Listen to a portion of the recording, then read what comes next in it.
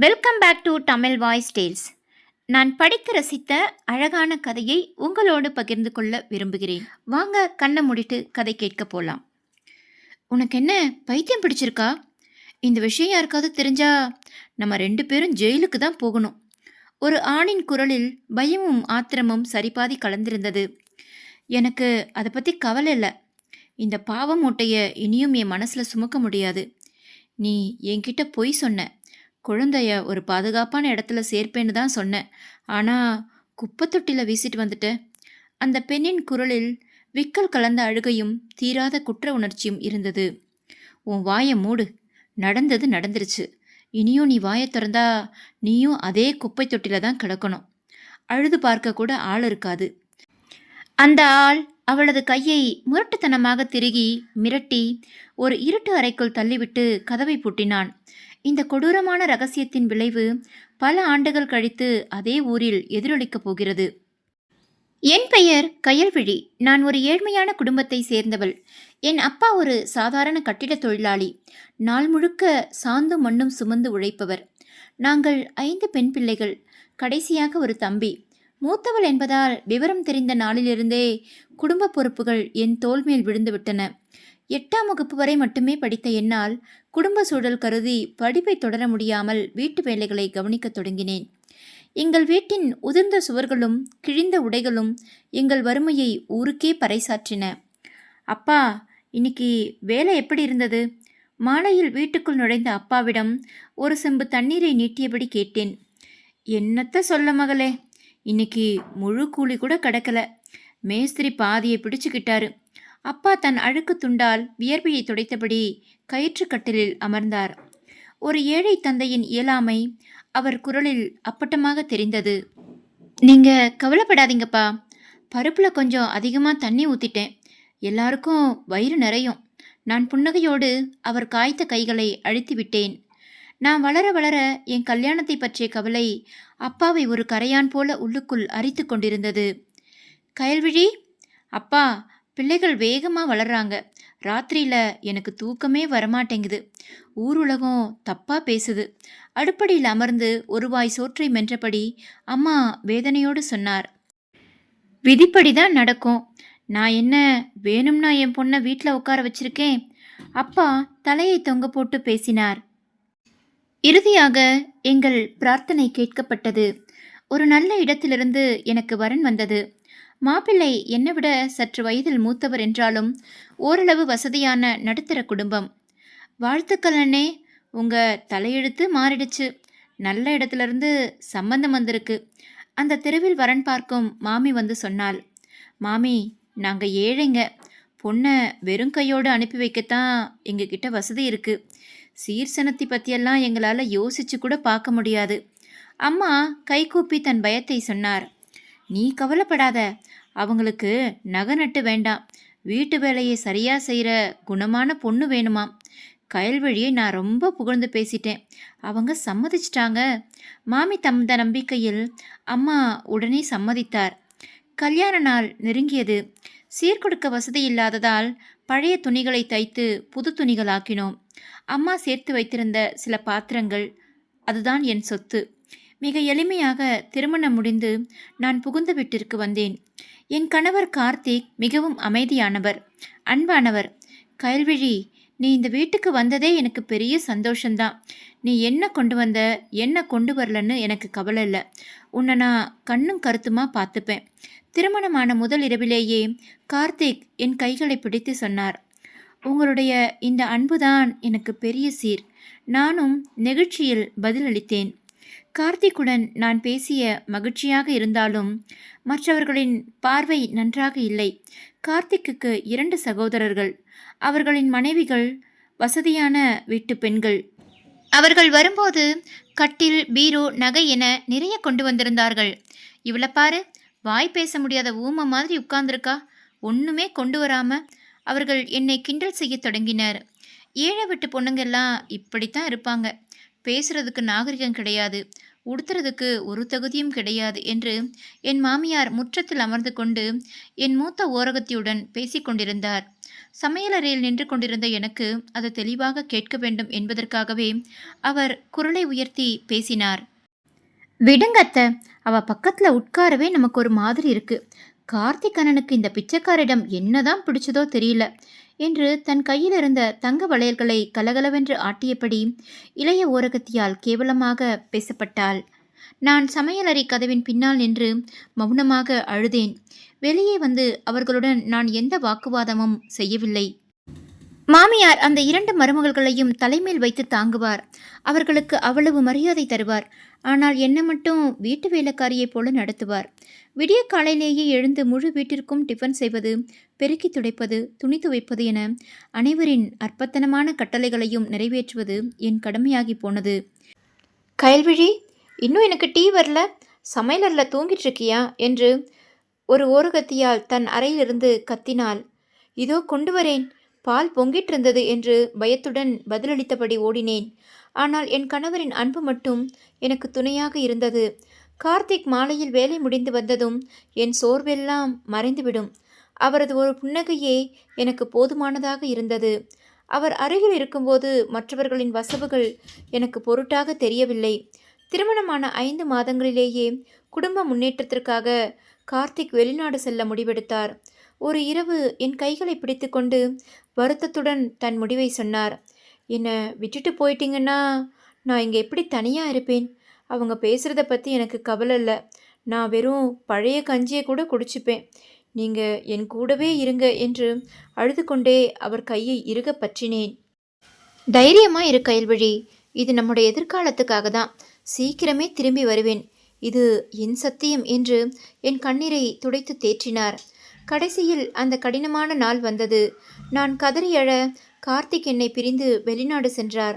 அவர் சென்ற பிறகு என் புகுந்த வீட்டாருக்கு என்மேல் அராஜகம் செய்ய முழு சுதந்திரம் கிடைத்தது போல ஆகிவிட்டது. கார்த்திக் ஒவ்வொரு மாதமும் எனக்காக தனியாக செலவுக்கு பணம் அனுப்புவார். இது ஒரு நாள் என் மாமியாருக்கு தெரிந்துவிட்டது. இது என்ன புது பழக்கம்? பையன் சம்பாதிச்சா மருமக கையில் காசு கொடுக்கிறதா? இந்த வீட்டு செலவெல்லாம் தேவதைகளா வந்து பார்த்துப்பாங்க. மரியாதையா அந்த காசை இங்கே கொடு என்று அறைக்குள் வந்து கத்தி என்னிடமிருந்து பணத்தை பிடுங்கினார். அத்தை, இது கார்த்திக் என் தேவைக்காகவும் துணி எடுக்கவும் அனுப்பினது என்று நடுங்கும் குரலில் சொன்னேன். உனக்கு என்னடி தேவை வேண்டி கிடக்கு? வீட்டுக்குள்ளே தானே கிடக்கிறத சாப்பிடு. இனிமே இந்த காசு நேராக என் கைக்கு தான் வரணும் என்று முறைத்து விட்டு சென்றார். கார்த்திக் என்மேல் இவ்வளவு அக்கறையாக இருப்பது என் ஓரகத்திகளுக்கு பிடிக்கவே இல்லை. அவர் வெளிநாடு சென்ற பிறகு என்னை ஒரு சம்பளமில்லாத வேலைக்காரியாகவே மாமியார் நடத்த ஆரம்பித்தார். காலை முதல் நள்ளிரவு வரை ஒரு மெஷின் போல உழைத்து கொண்டே இருப்பேன். எப்போதாவது காய்ச்சலில் படுத்து கிடந்தால் கூட என்னவென்று கேட்க ஒரு ஆள் இருக்க மாட்டார்கள்.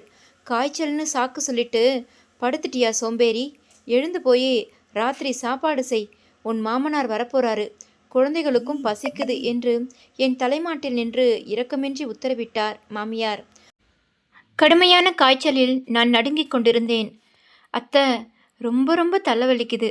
இன்னைக்கு ஒரு நாள் மட்டும் யாரையாவது சமைக்க சொல்லுங்க, என்னால் எழுந்து நிற்கவே முடியலை என்று கெஞ்சினேன். அவங்க என்ன உன் அப்பா வீட்டு வேலைக்காரியா? உன் பங்க செய்ய ஒழுங்கா சமையலறைக்கு போ, இல்லைன்னா நீங்கள் சண்டை போட்டுட்டு வேலை செய்யாமல் நக்கல் பண்ணுறேன்னு கார்த்திக்கு ஃபோன் பண்ணி சொல்லிடுவேன் என்று மிரட்டினார். நான் மௌனமாக எழுந்து தடுமாறியபடியே சமையலறைக்கு சென்றேன். இப்படியே கொடுமைகள் தொடர கார்த்திக் ஊரை விட்டு போய் 1 வருடம் முடிந்தது. 1.5 வருடம் முடிந்ததும் விடுமுறையில் வருவதாக சொல்லியிருந்தார். நான் நாட்காட்டியில் ஒவ்வொரு நாளையும் எண்ணிக்கொண்டு காத்திருந்தேன். அவர் தந்த துணிகளை மார்போடு அணைத்து கொண்டு அந்த வருகைக்காக தவம் இருந்தேன். ஆனால் என் தலையெழுத்தில் ஒரு பயங்கரமான திருப்பம் எழுதப்பட்டிருந்தது. எனக்கு தெரியவில்லை. ஒரு இரவு என் மூத்த ஓரகத்தியின் உறவினர்களுக்கு பெரிய விருந்து நடந்தது. நாள் முழுக்க அந்த சமையலறை வெப்பத்தில் நின்று விதவிதமான உணவுகளை சமைத்தேன். நள்ளிரவு வரை விருந்தினர்கள் சாப்பிட்டு முடித்த பாத்திரங்களை தேய்த்து கழுவினேன். உடல் அசதியில் ஒவ்வொரு அணுவிலும் வலி தகித்தது. நிமிர்ந்து நிற்கக்கூட தெம்பில்லை. மணி 11 மணி ஆகியிருந்தது. வீடே அமைதியில் மூழ்கியிருந்தது. கயல்விழி, இந்த குப்பை எல்லாத்தையும் இப்போவே போய் வெளியில் இருக்கிற தொட்டியில் கொட்டிட்டு வா.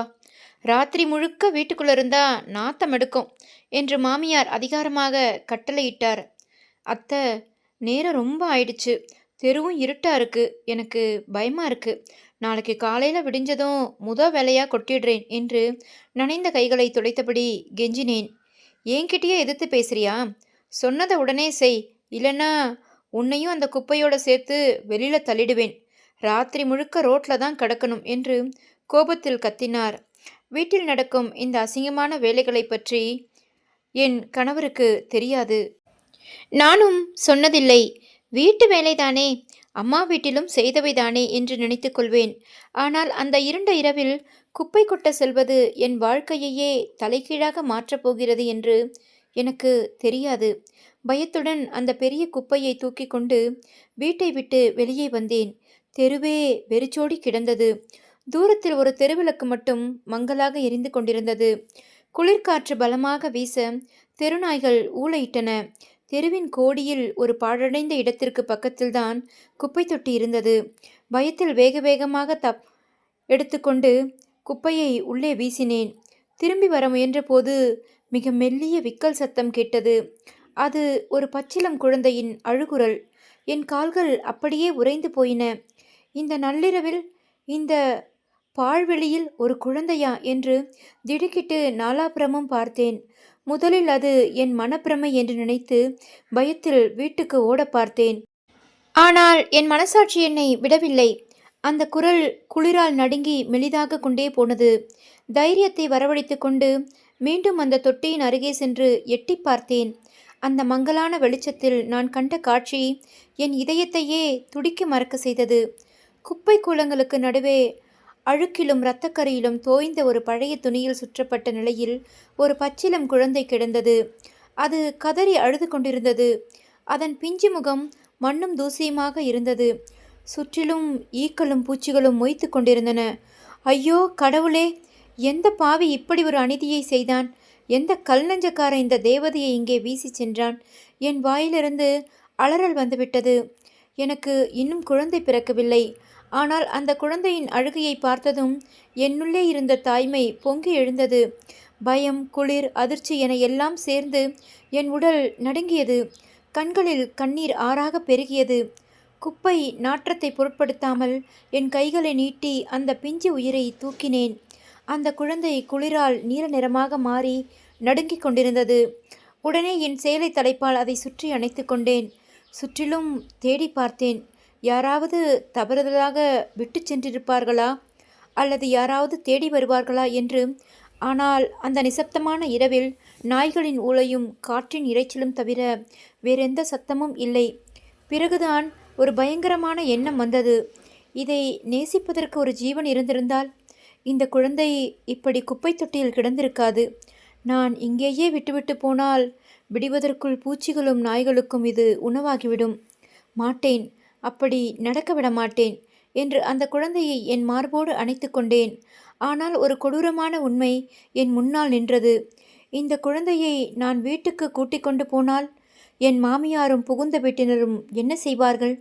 என் மனம் குழப்பத்திலும் பயத்திலும் சிக்கி தவித்தது. ஆனால் அந்த குழந்தை என் மார்பின் சூட்டை உணர்ந்ததும் அதன் அழுகை மெல்ல குறைந்தது. தன் பிஞ்சு விரல்களால் என் சேலையை அது பற்றி கொண்டது. அந்த ஒரு நொடி என் இதயத்தில் ஒரு தாய்மை புயலையே கிளப்பிவிட்டது. அதற்கு பிறகு என்னால் அந்த இடத்திலிருந்து குழந்தையை விட்டுவிட்டு நகர முடியவில்லை. நடப்பது நடக்கட்டும். இந்த அழகிய ஜீவனை இந்த நரகத்தில் சாகவிட மாட்டேன். இதற்காக நான் அடி வாங்கினாலும் சரி, வசவுகளை சுமந்தாலும் சரி, இதை என்னோடு அழைத்து செல்வேன் என்று உறுதியாக முடிவெடுத்தேன். குழந்தையை என் சேலைக்குள் பத்திரமாக மறைத்து கொண்டு வேக வேகமாக வீட்டை நோக்கி நடந்தேன். வழியில் தற்செயலாக வந்த ஒரு சிலரிடம், அண்ணே, இங்கே யாராவது பெண் அழுதுகிட்டு போனாங்களா? இல்லை யாரையாவது பார்த்தீங்களா என்று பயத்தோடு கேட்டேன். இல்லைம்மா, நாங்கள் யாரையும் பார்க்கலையே. இவ்வளோ நேரத்தில் நீ இங்கே என்ன பண்ணுற என்று அவர்கள் என்னை சந்தேகமாக பார்த்தார்கள். யாருக்கும் எதை பற்றியும் தெரியவில்லை. கனத்த இதயத்துடனும் நடுக்கத்துடனும் என் புகுந்த வீட்டின் வாசலை அடைந்தேன். அந்த நள்ளிரவு நேரத்தில் முற்றத்தில் எரிந்த அந்த மஞ்சள் நிற பல்பு வெளிச்சம் ஒருவித பயங்கரமான சூழலை உருவாக்கி கொண்டிருந்தது. குளிர்காற்று என் உடலை விட என் ஆன்மாவை அதிகம் நடுங்க வைத்தது. நான் வாசலில் நின்றபோது என் மாமியாரின் கண்கள் என் சேலைக்குள் மறைந்திருந்த அந்த அழுக்கான உருவத்தை ஆக்ரோஷமாக பார்த்தன. கோபத்தில் அவர் முகம் ஒரு பசியுள்ள பெண் சிங்கத்தைப் போல மாறியது. ஏய் கயல்விழி, உன் கையில் இருக்கிறது என்ன? குப்பை கொட்ட போறேன்னு சொல்லிட்டு போனவ இப்படியா ஒரு காரியத்தை பண்ணிட்டு வருவ என்று விஷத்தை கக்குவது போல கேட்டார். அத்தை, இது ஒரு பாவம் அறியாத உயிர். யாரோ கல் நெஞ்சக்காரங்க குப்பை தொட்டியில் சாகட்டும்னு போட்டுட்டு போயிருக்காங்க. அதோட அழுகையை என்னால் தாங்கிக்க முடியல. அதான் எடுத்துட்டு வந்தேன் என்று நடுங்கும் குரலில் கெஞ்சினேன். அடி பாவி, யாரோட பாவத்தையோ எடுத்துட்டு வந்து ஏன் புண்ணியமான வீட்டுக்குள்ள நுழைய பார்க்குறியா? இந்த வீட்டை என்ன அநாத ஆசிரமம்னு நினச்சியா என்று கத்திக்கொண்டே என் சேலையை அவர் பிடுங்க முயன்றார். கடவுளுக்காக அமைதியாக இருங்க அத்தை. குழந்தை ஏற்கனவே குளிரால நீல நிறமாக மாறிட்டுருக்கு. இதோட தப்பு என்ன இருக்கு என்று அழுது கொண்டே அவர் காலில் விழாத குறையாக கெஞ்சினேன். என் மாமியாரின் அலறல் சத்தம் கேட்டு வீடே விழித்து கொண்டது. மூத்த ஓரகத்தி நெற்றியை சுருக்கியபடியே வெளியே வந்தாள். அவளை தொடர்ந்து இளையவளும் வந்தாள். தூங்க கூட விடமாட்டாங்களா இந்த ஏழை வீட்டு பொண்ணுங்க? இப்போ என்ன பண்ணிட்டா இவ என்று இளையவள் எரிச்சலுடன் கேட்டாள். இவ பண்ணுற வேலையை பாரு. குப்பை கொட்ட போறேன்னு சொல்லிட்டு போய் ஏதோ ஒரு அசிங்கத்தை எடுத்துட்டு வந்திருக்கா. குப்பை தொட்டியில் கிடச்சிதான் என்று என்னை கேவலமாக சுட்டி காட்டினார் மாமியார். அத்தை, இவ லட்சணம்தான் எனக்கு அன்னைக்கே தெரியுமே. குப்பை தொட்டியில் எப்படி இப்படி குழந்தை கிடக்கும்? எனக்கு என்னமோ இவ மேலே தான் சந்தேகமாக இருக்கு என்று மூத்தவள் என் நடத்தையை சந்தேகப்பட்டு நக்கலடித்தாள். நீங்கள் கடவுளுக்கு பயப்படுங்க. என் மேலே எப்படி இப்படி ஒரு அசிங்கமான பழியை போடலாம்? நீங்கள் சொன்னதுக்காக தான் நான் குப்பை கொட்ட போனேன். வேணும்னா அங்கே வந்து பாருங்க, இன்னும் அங்கே இரத்தக்கரை படிஞ்ச துணிகள் கிடக்கும் என்று கதறி அழுதேன். ஆமாம், இரத்தக்கரை படிஞ்ச துணி இல்லாமலா இருக்கும்? யாரோட பாவமோ இப்போ எங்கள் தலைமையில் கட்ட பார்க்குற? இந்த அசிங்கத்தை இப்போவே வீட்டை விட்டு வெளியில் தள்ளுங்க என்று இளையவள் கத்தத் தொடங்கினாள். அந்த குழந்தை அவர்களின் சத்தத்தை கேட்டு இன்னும் பலமாக அழத் தொடங்கியது. ஆனால் அங்கிருந்த 3 பெண்களின் முகத்திலும் ஒரு துளி இரக்கம் கூட இல்லை. என் மகனோட வீட்டை விட்டு இப்போவோ வெளியே போ. ஊர்க்காரங்க கிட்ட நான் என்ன பதில் சொல்வேன்? என் மருமகள் நள்ளிரவில் குப்பையிலிருந்து குழந்தையை தூக்கிட்டு வர்றான்னா என்ன நினைப்பாங்க என்று மாமியார் ஒப்பாரி வைக்க தொடங்கினார். ஊரே திரள வேண்டும் என்பதற்காகவே இவர் குரலை இன்னும் உயர்த்தினார். அந்த சத்தத்தை கேட்டு அக்கம் பக்கத்தினர் வெளியே வந்தனர். மொட்டை மாடியில் நின்றபடி 2-3 பெண்கள் வேடிக்கை பார்த்தனர். தெருவில் இருந்த பெரியவர்கள் கதவை தட்டி உள்ளே வந்தனர். என்னம்மா நடக்குது? இவ்வளோ நேரத்தில் ஏன் இவ்வளோ சத்தம் என்று பக்கத்து வீட்டு பெரியவர் கவலையுடன் கேட்டார். என்னத்த சொல்லுதையா, இந்த தருதலை இன்னைக்கு எங்கள் மானத்தையே தெருவில் வாங்கிட்டா என்று மாமியார் மீண்டும் கூச்சலிட்டார். என் மகன் கார்த்திக் ஊரை விட்டு போய் 1 வருஷத்துக்கு மேலாகுது. ஆனால் இந்த தருதலை யாரோட பாவத்தையோ தன் மார்போடு அணைச்சிக்கிட்டு நிற்கிறா. என் மாமியார் ஊர் மக்கள் முன்னிலையில் என் கற்பின் மீது கரையை சுமத்தினார். நான் யோசித்து கூட பார்க்க முடியாத ஒரு பொய்யான பழியை அவர் சுமத்திய போது நான் சிலையாக உறைந்து போனேன்.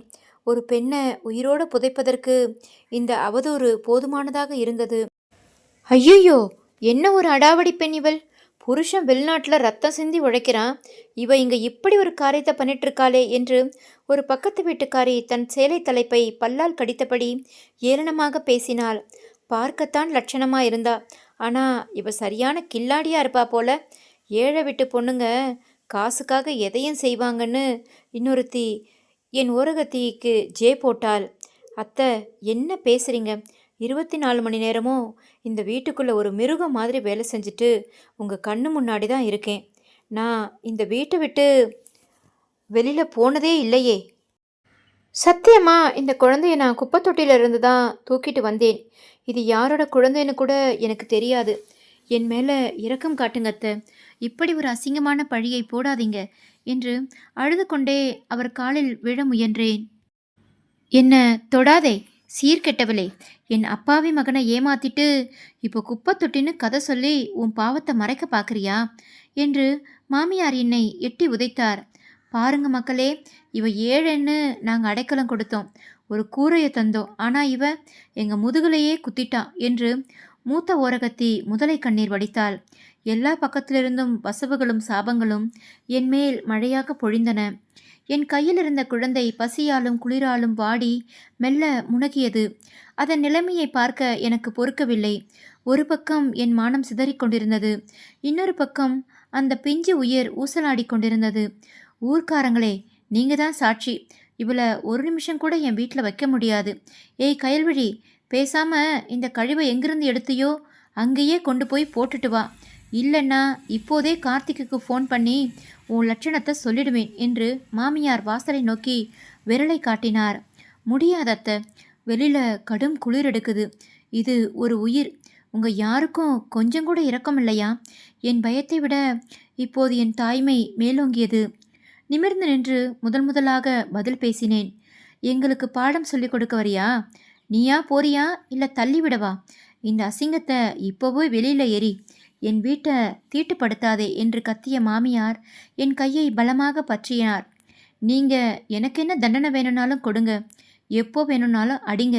ஆனால் இந்த தப்பு அறியாத பிள்ளையை திரும்பவும் அந்த குப்பை தொட்டியில் போடவே மாட்டேன் என்று அவர் பிடியிலிருந்து என் கையை விடுவித்து கொண்டு பாறையாக நின்றேன். என் துணிச்சலை பார்த்து முற்றமே ஒரு நிமிடம் நிசப்தமானது.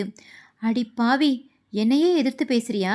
சரி, உனக்கு இந்த கழிவு மேலே அவ்வளோ பாசம் இருந்தா இன்னைக்கு ராத்திரி இந்த முற்றத்தோட மூலையிலேயே கிட. வீட்டுக்குள்ளே ஒரு அறையிலையும் உன்னை விடமாட்டேன். நாளைக்கு காலையில் கார்த்தி வரட்டும், உடனே உன் கதையை முடிக்கட்டும் என்று மாமியார் கத்தினார். விடுங்கத்த, இவகிட்ட பேசி பயமில்லை. கார்த்திகண்ணன் வந்து இவளை கழுத்தை பிடிச்சு தள்ளும்போது தெரியும் நாம் ஏன் தூக்கத்துக்கு எடுத்துக்கணும் என்று மூத்த ஓரகத்தி மாமியாரை அழைத்து கொண்டு அறைக்குள் சென்றாள். ஊர் மக்கள் ஒவ்வொருவராக கலைந்து சென்றனர். இளையவள் கதவை தாழிட்டு போனாள். சிறிது நேரத்தில் வீட்டின் விளக்குகள் அனைத்தும் அணைக்கப்பட்டன. முற்றத்தின் காரிருள் சூழ்ந்தது. நடுங்கும் குளிரில் வீட்டின் ஒரு மூலையில் அந்த பிஞ்சு உயிரை தழுவியபடியே நான் மட்டும் அனாதையாக நின்றேன். என்னை சுற்றி 4 சுவர்கள் இருந்தாலும் ஒரு இரக்கமற்ற உலகத்தின் நடுவில் நான் தனித்து விடப்பட்டதை உணர்ந்தேன். பனிக்காற்று என் உடலை உறைக்க செய்தது. ஆனால் என் மார்போடு ஒட்டியிருந்த அந்த சின்னஞ்சிறு உயிரின் சூடு என்னை உயிர்ப்புடன் வைத்திருந்தது. இனி இந்த முற்றத்தில் நின்று அவமானப்படப் போவதில்லை என்று உறுதியாக முடிவெடுத்தேன். குழந்தையை இறுக பற்றி கொண்டு நேராக என் அறைக்குள் நடந்தேன். அப்போது வெளியே வந்த என் மாமியார் நான் அறைக்கு செல்வதை பார்த்து மீண்டும் ஆத்திரமடைந்தார். அடி பாவி, என் பேச்சை மீறி இந்த வீட்டுக்குள்ள கால் வைக்கிறியா? இந்த அசிங்கத்தை தூக்கிட்டு வெளியில் போ, இல்லைன்னா உன் காலை ஒடிச்சிடுவேன் என்று கூச்சலிட்டார். நான் அவர் கண்களை நேராக பார்த்து, அத்தை, இந்த குழந்தை இனி ஏன் கூட தான் இருக்கும். நீங்கள் என்னை அடித்தாலும் சரி, திட்டினாலும் சரி, இந்த நிலைமையில் இதை சாக விட மாட்டேன். இதுதான் என் முடிவு என்று கூறிவிட்டு அறைக்குள் சென்று கதவை தாளிட்டேன். அவர்களின் வசவுகளோ ஊர் மக்களின் ஏளன பேச்சோ இப்போது என் காதில் விழவில்லை. என் ஆன்மா காயப்பட்டிருந்தாலும் எனக்குள் இருந்த தாய்மை பயத்தை வென்றிருந்தது. முதலில் குழந்தையை படுக்கையில் கிடத்தினேன். அது குளிரிலும் பசியிலும் வாடி போயிருந்தது. உடனே சுடுதண்ணீர் வைத்து அந்த குழந்தையை மென்மையாக குளிப்பாட்டி சுத்தம் செய்தேன். குப்பை நாற்றமும் அழுக்கும் நீங்கிய பிறகு அந்த குழந்தை ஒரு தேவதையைப் போல பிரகாசமாக இருந்தது. உன்னை யாரும் ஏற்றுக்கலன்னா என்ன, இன்னையிலிருந்து நான் தான் உன் அம்மா என்று கூறி என் பழைய துணிகளை தைத்து அவனுக்கு உடுத்தினேன். என் கண்களிலிருந்து விழுந்த கண்ணீர் துளி அவன் நெற்றியில் பட்டபோது அவன் என்னை பார்த்து ஒரு பிஞ்சு புன்னகை செய்தான். அந்த ஒரு நொடி என் எல்லா வேதனைகளையும் துடைத்தெறிந்தது. இவளை திரும்பவும் அந்த குப்பை தொட்டியில் வீச மாட்டேன் என்று எனக்குள் உறுதி பூண்டேன். நான் சமையலறைக்கு திருட்டுத்தனமாக சென்று பால் எடுத்து வந்து குழந்தைக்கு புகட்டினேன். ஆனால் மறுபக்கம் என் மாமியாரும் மற்றவர்களும் சேர்ந்து என் வாழ்க்கையில் தீ வைக்க திட்டம் தீட்டினர். விடியற் காலையில் மாமியார் அறைக்குள் சென்று கார்த்திக்கு ஃபோன் செய்தார். கார்த்திக், சீக்கிரம் ஊருக்கு வாடா. உன் பொண்டாட்டி எங்கள் மூக்கையே அறுத்துட்டா. ஊருக்குள்ளே நாங்கள் தலை காட்ட முடியல என்று முதலை கண்ணீர் வடித்தார். கார்த்திக் பதறி போனான். என்னம்மா சொல்கிறீங்க? கயல்விழிக்கு என்ன ஆச்சு? ஏன் அழறீங்க என்று பதற்றமாக கேட்டான். என்னத்த சொல்ல, நீ அங்கே ரத்தம் சிந்தி உழைக்கிற, இவ இங்கே நள்ளிரவில் குப்பை தொட்டிலிருந்து யாரோ பெத்த குழந்தையை தூக்கிட்டு வரா. அது அவளோட குழந்தைன்னு சொல்லி வளர்க்க போகிறாளாம் என்று ஒரு கொடூரமான பொய்யை சொன்னார். கார்த்திக் அதிர்ச்சியில் உறைந்தான். என்னம்மா சொல்றீங்க? கயல்விழி அப்படிப்பட்டவ கிடையாது. எனக்கு அவ மேல முழு நம்பிக்கை இருக்கு என்று ஆதரவாக பேசினான். ஏய் முட்டாள் பையனே, ஊரே சாட்சி. இவ ராத்திரி நேரத்தில் வீட்டை விட்டு வெளியில போறத நாங்கள் உன்கிட்ட சொல்லலை. இப்போ எல்லாத்தையும் மீறி போய் நிற்கிறா. நீ உடனே கிளம்பி வந்து உன் மானம் கப்பல் ஏறுறத பாரு என்று கூறி போனை வைத்தார். இந்த பொய் கார்த்திக்கின் மூளையை செயலிழக்க செய்தது. கோபத்திலும் அவமானத்திலும் துடித்த அவன் அடுத்த சில நாட்களிலேயே ஊருக்கு திரும்பினான். நான் ஒரு மதிய வேளையில் குழந்தையை தூங்க வைத்து கொண்டிருப்போது வீட்டின் கதவு பலமாக திறக்கப்படும் சத்தம் கேட்டது. நான் பதறிப்போய் வெளியே வந்தபோது அங்கே கார்த்திக் நின்று கொண்டிருந்தார். அவர் கண்கள் கோபத்தில் சிவந்திருந்தன. மாமியாரும் மற்றவர்களும் ஒரு வெற்றி களிப்போடு என்னை பார்த்தனர். நான் ஓடிச் சென்று, கார்த்திக், நீங்கள் வந்துட்டீங்களா? நீங்கள் இப்போ எனக்கு ரொம்ப தேவை. பாருங்க, இவங்க என் மேலே எவ்வளவு கேவலமான பழிய போட்டுட்டாங்கன்னு என்று கதறினேன். நான் மகிழ்ச்சியோடும் நம்பிக்கையோடும் அழுது கொண்டே கார்த்திக்கை நோக்கி ஓடினேன். என் பாதுகாவலன் வந்துவிட்டான். அவன் எல்லோரையும் வாயடைக்க செய்வான் என்று நினைத்தேன். ஆனால் கார்த்திக் முன்னே வந்து என் கையை பலமாக பற்றினார். என் எலும்புகள் உடைந்துவிடும் போல அவ்வளவு வேகம் அவர் பிடியில் இருந்தது. வாயை மூடு கயல்விழி, என் முகத்தில் கரிய பூசிட்ட. உன் மேலே நான் கண்ணை மூடிக்கிட்டு நம்பிக்கை வச்சுருந்தேன். உன்னை உயிராகவே நேசித்தேன். உனக்காக தான் அந்த வெயில் தேசத்தில் ரத்தம் சிந்தி உழைச்சேன். ஆனால் நீ இப்படி ஒரு நடத்த கெட்டவளா இருப்பேன்னு நினைக்கல. கார்த்திக்கின் தோலை பிடித்து உலுக்கி கத்தினார். அவர் வாயிலிருந்து வந்த வார்த்தைகள் என் காலடியிலிருந்து பூமியை பிடுங்கின. கடவுளுக்காக கொஞ்சம் நான் சொல்கிறத கேளுங்க கார்த்திக். இவங்க சொல்கிறத போய் நம்புறீங்களே. நான் உங்கள் கயல்விழி. இந்த குழந்தை எனக்கு குப்பை தொட்டியில் கிடைச்சது. இதை பார்த்து எனக்கு இரக்கம் வந்துடுச்சு. அவ்வளவுதான் என்று கைகூப்பி அழுதேன். என்னது, குப்பை தொட்டியா? குப்பை தொட்டியில் என்ன குழந்தை கிடைக்குமா? நான் இல்லாததை உனக்கு சாதகமாக்கிக்கிட்டு இப்போ அப்பாவி வேஷம் போடுறியா? என் அம்மா சொன்னதை முதல்ல நான் நம்பலை. ஆனால் இப்போ என் கண்ணாலேயே இந்த அசிங்கத்தை நீ மார்போடு அணைச்சிட்டு நிற்கிறத பார்த்துட்டேன் என்று கார்த்திக் அருவருப்போடு பேசினார். கார்த்திக், என்னை அடிங்க உதைங்க, ஆனால் என் நடத்தையை சந்தேகப்படாதீங்க. இதுவரைக்கும் உங்களை தவிர வேற எந்த ஆணை கூட நான் ஏறெடுத்து பார்த்ததில்லை. இது ஒரு பாவமறியாத உயிர். இதை எப்படி சாக விடுறது என்று அவர் காலில் விழுந்தேன். எனக்கு உன்னோட எந்த விளக்கமும் தேவையில்லை. உன்னை போல ஒரு கேவலமானவளுக்கு என் வீட்டிலையோ என் இதயத்திலையோ இடமில்லை. இப்பவே என் வீட்டை விட்டு வெளியில போ. கார்த்திக் என் கையை பிடித்து இழுத்து சென்று முற்றத்திலிருந்து வீதி வரை தரதரவென்று இழுத்து சென்றார். என் மாமியாரும் மற்றவர்களும் ஒரு வேடிக்கை மனிதர்களைப் போல நின்று கொண்டிருந்தனர். ஒருவர் கூட உண்மையை சொல்ல முன்வரவில்லை. கார்த்திக் கதவை திறந்து என்னை வெளியே தள்ளினார். ஆனால் என்னை தாண்டி அந்த குழந்தைக்கு அடிபடாமல் அணைத்து கொண்டேன். இனிமே இந்த தெருவில் உன்னை பார்த்தேன், அவ்வளவுதான். நீ எனக்கு வேண்டாம். உன்னை நான் விடுதலை செஞ்சிட்டேன் என்று கூறி கதவை ஓங்கி அறைந்து மூடினார். யாருக்காக எல்லாவற்றையும் சகித்தேனோ அவரே என் நடத்தையில் கரையை பூசி வீதிக்கு தள்ளிய போது என் உள்ளத்திலிருந்த கடைசி நம்பிக்கையும் உடைந்தது. இனி விளக்கம் சொல்லி பயமில்லை. நம்பிக்கை செத்துவிட்ட இடத்தில் வார்த்தைகள் அர்த்தமற்றவை. நான் தரையிலிருந்து எழுந்து ஆடையை சரிசெய்து குழந்தையை அணைத்தபடி என் பெற்றோர் வீட்டை நோக்கி நடந்தேன். வழியில் இருந்தவர்கள் என்னை சந்தேகமாகவும் கேவலமாகவும் பார்த்தனர். மாமியார் மூட்டிய தீ ஊர் முழுக்க பரவி இருந்தது. பாரடா, மானத்தை கப்பல் ஏற்றிட்டு மூட்டையோடு வர்றா. கார்த்திக் அவளை துரத்தாம என்ன செய்வான் என்று மொட்டை மாடியிலிருந்து ஒருத்தி எல்லரோடு பேசினாள். நான் தலைகுனிந்து வேகமாக நடந்தேன். என் அம்மா அப்பா மட்டும் என்னை புரிந்து கொள்வார்கள் என்ற நம்பிக்கை இருந்தது. நீண்ட நேர நடைக்கு பிறகு என் வீட்டை அடைந்து அந்த பழைய மரக்கதவை தட்டினேன். அம்மா கதவை திறந்தார். அவர் கண்கள் அழுது வீங்கியிருந்தன. முகம் பயத்தில் வெளிரி போயிருந்தது. என்னையும் கையில் இருந்த குழந்தையையும் பார்த்ததும் அவர்கள் பின்வாங்கினர். அம்மா, கார்த்திக் என்னை துரத்திட்டாரு. என் மேலே அசிங்கமான பழி போட்டுட்டாரு. அப்பாவை அனுப்பி கார்த்திக்கிடம் பேச சொல்லுங்கம்மா என்று அழுது கொண்டே உள்ளே நுழைய முயன்றேன்.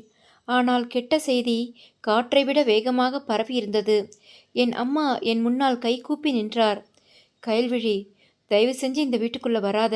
உன் அப்பாவோட மானம்தான் அவரோட மொத்த சொத்தும். தெருவில் 100 பேர் 100 விதமாக பேசுகிறாங்க. நீ யாருக்கோ பெத்த குழந்தையை தூக்கிட்டு வந்துட்டேன்னு காட்டு தீ மாதிரி செய்தி பரவிட்டு இருக்கு என்று அம்மா வாசலிலேயே என்னை தடுத்தார். அம்மா, நீங்களுமா இப்படி பேசுகிறீங்க? நான் உங்கள் பொண்ணுமா. என்னை பற்றி உங்களுக்கு தெரியாதா? நான் இப்படி ஒரு பாவம் செய்வேனா? சத்தியமா இது குப்பையில் கிடச்ச குழந்தம்மா. என் இதயம் நொறுங்கி போனது. எனக்கு தெரியும் மகளே, உன்மேல் எனக்கு சந்தேகமில்லை. ஆனால் இந்த உலகம் நம்பாது. உன்னால் உன்னோட மற்ற 4 தங்கச்சிங்க வாழ்க்கை என்னாகும்? ஒருத்தி இப்படி இருந்தா மற்றவங்கள யார் வந்து கட்டிக்குவா? உன் அப்பா இந்த அதிர்ச்சியை தாங்க மாட்டாரு என்று அம்மா தன் இயலாமையை சொன்னார். அப்போ நான் எங்கம்மா போவேன்? இது என் வீடு இல்லையா? நீங்களும் என்னை நடுரோட்டில் விட்டுவிட்டீங்களா என்று கதறினேன். மகளே, இந்த குழந்தையை எங்கிருந்து எடுத்தியோ அங்கேயே போட்டுட்டு வந்துடு. அப்புறம் புகுந்த வீட்டில் போய் அவங்க காலில் விழுந்து மன்னிப்பு கேளு. கார்த்திக் மனசு மாறினா உன்னை ஏற்றுக்குவாரு என்று அம்மா சொன்னார். அந்த ஒரு ஆலோசனை என் ஆன்மாவையே கிழித்தது. இந்த உலகம் எவ்வளவு சுயநலமானது என்பதை நினைத்து என் நெஞ்சம் அழுதது. ஒரு பிஞ்சு உயிரை திரும்பவும் மரணத்தின் வாயிற்கே கொண்டு போய் அந்த குப்பையில் வீச சொல்கிறார்களா? இந்த சமூகத்தின் பயமும் மற்ற மகன்களின் கல்யாண கவலையும் என் உயிரை விட உங்களுக்கு பெரிதாகிவிட்டதா? கருணையின் வடிவமாக இருக்க வேண்டிய என் அம்மாவே உலகத்திற்கு பயந்து ஒரு குழந்தையை வீச சொன்னது என் இதயத்தை இரும்பாக்கியது. மாட்டேன் அம்மா, நான் அப்படி ஒரு பாவத்தை செய்ய மாட்டேன். என் மேலே உங்களுக்கு அன்பு இல்லையென்றால் பரவாயில்லை, நான் இங்கிருந்து போயே விடுகிறேன் என்று கூறி அழுது கொண்டே என் பிறந்த வீட்டை விட்டும் வெளியேறினேன். கயல்விழி, என் பேச்சை கேளு, பிடிவாதம் பிடிக்காதே, அழிஞ்சு போயிடுவ என்று அம்மா பின்னாலிருந்து குரல் கொடுத்தார். நான் திரும்பி பார்க்கவில்லை. அன்று எனக்கு ஒரு உண்மை புரிந்தது. இந்த உலகத்தின் உறவுகளும் பாசங்களும் ஊர் உலகம் பேசாதவரைத்தான் உண்மையாக இருக்கும். மாமியாரின் கொடுமை, கணவனின் அவநம்பிக்கை, பெற்றோரின் சுயநலம் எல்லாம் சேர்ந்து என்னை ஒரு பாறையாக மாற்றியிருந்தது. குழந்தையை அணைத்தபடி அந்த தெருக்களை கடந்து யாரும் அறியாத ஒரு பாழ்வெளியை நோக்கி நடங்கத் தொடங்கினேன். நிழலையும் நிஜத்தையும் தொலைத்துவிட்டு வெகு தூரம் நடந்தேன். சூரியன் மறைந்து இருள் படர்ந்தது. கால்கள் களைப்பால் மரத்து போயின. அப்போது ஒரு ஒதுக்குப்புறமான இடத்தில் களிமண்ணால் ஆன ஒரு பழைய கைவிடப்பட்ட குடிசை என் கண்ணில் பட்டது. அதன் கூரையில் காய்ந்த புற்களும் உடைந்த மரக்கட்டைகளும் கிடந்தன. இனி யாருடைய உதவியும் எனக்கு வேண்டாம் என்று முடிவெடுத்து அந்த உடைந்த கதவை திறந்து உள்ளே சென்றேன். உள்ளே ஒரே இருட்டு. மண்ணின் வாசனை வீசியது. அந்த குளிர்ச்சியான தரைமண்ணில் படுத்து குழந்தையை என் மார்போடு அணைத்து கொண்டேன். சற்று முன்பு வரை பசியாலும் குளிராலும் கதறிய அந்த குழந்தை என் சூட்டை உணர்ந்ததும் ஒருவித அமைதியோடு உறங்கத் தொடங்கியது. அவன் மூடிய கண்களில் தெரிந்த அந்த அமைதி அவனுக்கு உலகத்திலேயே பாதுகாப்பான இடம் கிடைத்துவிட்டது என்பதை காட்டியது. கவலைப்படாதே என் செல்லமே, உனக்காக இந்த உலகத்தின் எந்த புயலையும் நான் எதிர்த்து நிற்பேன். இனி நீதான் என் உலகம் என்று அவன் நெற்றியில் முத்தமிட்டேன். மறுநாளே என் உழைப்பு தொடங்கியது. பழைய துணியால் குழந்தையை என் முதுகில் கட்டிக்கொண்டு அருகில் இருந்த குடியிருப்பு பகுதிகளுக்கு சென்று வீடு வீடாக பாத்திரம் தேய்த்தால், பெருக்கித் துடைத்தல் போன்ற வேலைகளை செய்தேன். மக்களின் ஏளன பேச்சுக்களை கேட்டுக்கொண்டேன். அவர்கள் போடும் மிச்ச உணவை சாப்பிட்டேன். ஆனால் அந்த குழந்தையின் வளர்ப்பில் நான் எந்த குறையும் வைக்கவில்லை. நாட்கள், மாதங்கள், வருடங்கள் ஓடின. என் இரத்தத்தை வேர்வையாக சிந்தி அவனை வளர்த்தேன். அவனுக்கு அருண் என்று பெயரிட்டேன். அருணின் படிப்பு விஷயத்தில் நான் எதற்கும் சமரசம் செய்து கொள்ளவில்லை. என் இளமை, ஆசை, தேவை என எல்லாவற்றையும் தியாகம் செய்து அவனுக்கு புத்தகங்களும் சீருடையும் வாங்கி கொடுத்தேன். ஒரு நாள் என் காய்த்து கிழிந்த கைகளை வருடியபடி அருண் கேட்டான், அம்மா, எனக்காக ஏன் இவ்வளோ கஷ்டப்படுறீங்க? நான் பெரியவன் ஆயிட்டேன். இனி நானும் வேலைக்கு போகிறேன். உங்கள் கைகள் இப்படி இருக்கிறத என்னால் பார்க்க முடியல. அவன் குரலில் எனக்காக அத்தனை வேதனை இருந்தது. இல்லை மகனே, உன்னுடைய வேலை படிப்பது மட்டும்தான். நீ ஒரு சிறந்த மனிதனாக உயர வேண்டும். உன்னுடைய வெற்றிதான் என் உழைப்பிற்கான கூலி. நீ ஒரு நிலைமைக்கு வரும்போது என் சோர்வெல்லாம் தானாக போய்விடும் என்று சிரித்தபடி சொன்னேன். சில உறவுகள் உணர்வுகளால் மட்டுமே உருவானவை, ஆனால் அவை சொந்த இரத்தத்தை விட பலமானவை. அருண் யாருடைய மகன் என்று எனக்கு தெரியாது. ஆனால் அவனை வளர்க்கும்போது அவன் என் வயிற்றில் பிறக்கவில்லை என்ற எண்ணமே எனக்கு வருந்ததில்லை. காலம் மாறியது. என் மகன் அருண் நன்றாக படித்து ஒரு பெரிய பன்னாட்டு நிறுவனத்தில் உயரிய அதிகாரியானான். அவன் வாங்கிய முதல் சம்பளத்தில் நகரின் வசதியான ஒரு பகுதியில் ஒரு அழகான வீட்டை வாங்கினான். அந்த உடைந்த குடிசையிலிருந்து என்னை ஒரு அரண்மனை போன்ற வீட்டிற்கு அழைத்து வந்தான். ஒரு மாலை நேரம் நானும் அருணும் எங்கள் புதிய வீட்டின் அழகான தோட்டத்தில் அமர்ந்து டீ குடித்து கொண்டிருந்தோம். அப்போது காவலாளி ஓடி வந்து, அம்மா, வெளியே ஒரு ஏழ்மையான நிலையில் இருக்கும் வயதான பாட்டி ஒருத்தவங்க வந்து அழுதுகிட்டு இருக்காங்க, உங்களை பார்க்கணுமாம் என்று சொன்னார். காவலாளி அந்த பெண்ணை உள்ளே அழைத்து வந்தார். கைத்தடியை பிடித்து கொண்டு தள்ளாடியபடி வந்த அந்த உருவத்தை பார்த்ததுமே என் கண்கள் அதிர்ச்சியில் விருந்தின. அவர் வேறு யாரும் அல்ல, என் மாமியார். அன்று அதிகாரத்தோடு கத்தியவர் இன்று கந்தல் துணியோடும் பசியால் ஒட்டிய வயிற்றோடும் நின்றார். கயல்விழி, என் மகளே, என்னை மன்னிச்சிடு. நான் உனக்கு பெரிய துரோகம் பண்ணிட்டேன். நான் அழிஞ்சு போயிட்டேன் மகளே, என் மேலே இரக்கம் காட்டு என்று என் காலில் விழுந்து கதறினார். நேரம் கடந்துருச்சு அத்தை. அன்னைக்கு குப்பை தொட்டியை விட கேவலமான ஒரு ஜீவனை நினச்சிங்களே, இன்னைக்கு அவன்தான் இந்த வீட்டுக்கு எஜமான். எந்த முகத்தை வச்சுக்கிட்டு இங்கே வந்தீங்க என்று மிக கடுமையாக கேட்டேன். என் கண்களில் அவருக்காக ஒரு துளி இரக்கம் கூட இல்லை. நான் செஞ்ச பாவத்துக்கான தண்டனையை இந்த உலகத்திலேயே அனுபவிச்சிட்டேன் கயல்வழி. கார்த்திக்கு அதுக்கப்புறம் குழந்தையே பிறக்கலை. வாரிசுக்காக இன்னும் 2 கல்யாணம் பண்ணினான். ஆனால் அவன் வாழ்க்கை சூன்யமாகவே இருந்தது. இப்போ அவன் பைத்தியம் பிடிச்ச மாதிரி ஆயிட்டான். மற்ற 2 மருமகள்களும் என் சொத்து மொத்தத்தையும் பிடுங்கிட்டு என்னை நடுத்தெருவில் தள்ளிட்டு போயிட்டாங்க என்று தரையில் அமர்ந்து கதறினார். நீங்கள் விதைச்சது முள், அப்புறம் எப்படி பூக்களை எதிர்பார்க்க முடியும் என்று நான் ஆத்திரத்தை அடக்கி கொண்டு சொன்னேன். ஆனால் அவர் சொன்ன அடுத்த வார்த்தை என் உலகத்தையே உலுக்கியது.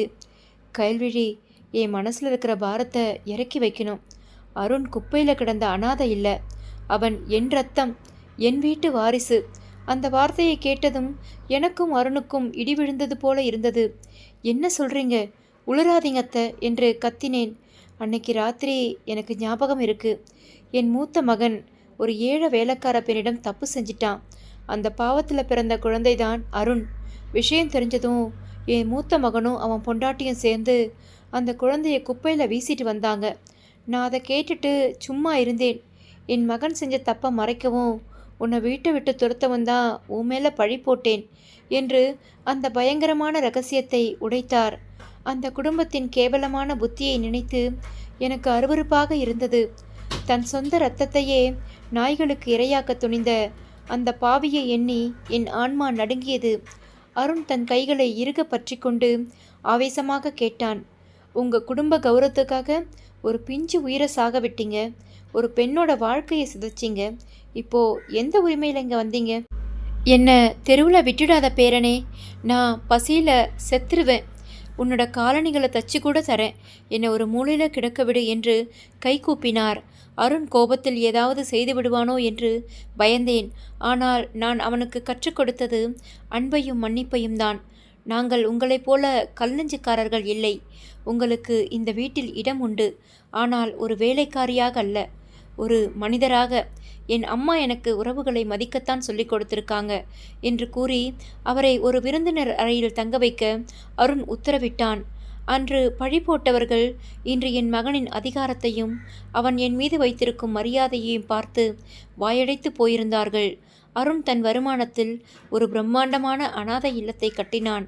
குப்பை தொட்டியில் வீசப்படும் குழந்தைகளை பாதுகாத்து அவர்களுக்கு கல்வியும் அன்பும் வழங்குகிறான். இன்று நான் அந்த இல்லத்தின் பல குழந்தைகளுக்கு தாயாக இருக்கிறேன். என் மகன் அருண் எனக்கு கிடைத்த மிகப்பெரிய வரம். இறைவன் எதை விதைக்கிறானோ அதைத்தான் அறுவடை செய்ய வைக்கிறான். பொய்க்கும் அநீதிக்கும் என்றுமே அழிவு நிச்சயம். உண்மை மட்டுமே ஜெயிக்கும். கண்ணீரை வரவழைக்கும் இந்த கதை பிடித்திருந்தால் பகிருங்கள், விருப்பம் தெரிவியுங்கள். தொடர்ந்து இணைந்திருங்கள். நன்றி, வணக்கம்.